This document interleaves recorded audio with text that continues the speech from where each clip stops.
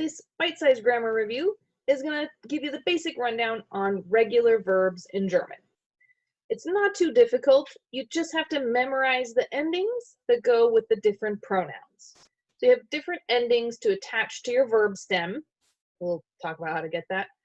And those endings are going to match whatever pronoun you have or whatever subject. Maybe it's not a pronoun, maybe it's an actual name, or maybe it's a noun that refers to people, like der Präsident or something like that.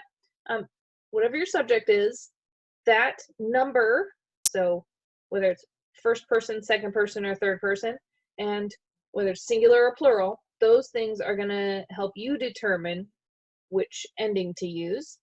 Also, in German, you have to pay attention to whether it's formal or informal, right? If you have the you. Okay, so for regular verbs, let's take machen. It's the classic example. It's our all-purpose to do, to make verb. It's very useful to know. So machen, if you take off the en, you get the stem, mach, and that's what you're going to add the different endings onto. So for ich, you have the e ending. Ich mache. Do make sure you pronounce the e's on the ends. Du machst. St ending goes with du. For the third person, you could have er, he, sie, she, or es, it. Any of those could be your subject, or it could, of course, be just a noun like der Tisch or whatever it is. So those are going to end with t on your verb. So es macht, er macht, sie macht. Any of those would be appropriate.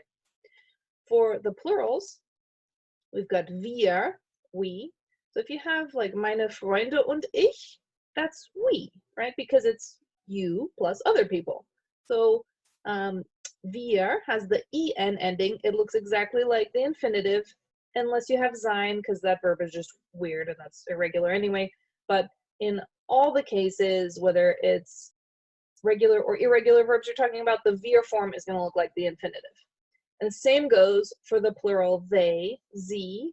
So sie machen, wir machen, those are the same. Okay, then we've got the ihr form. So this is the informal plural you, like you guys, or yous guys, or y'all, or however you say it in English, depending on where you're from.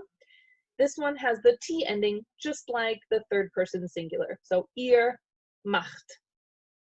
And the one we haven't talked about yet is the formal you. That can be plural or singular, and that looks just like the infinitive. So sie machen. Just got to apply those endings to match your subject, and you're good to go.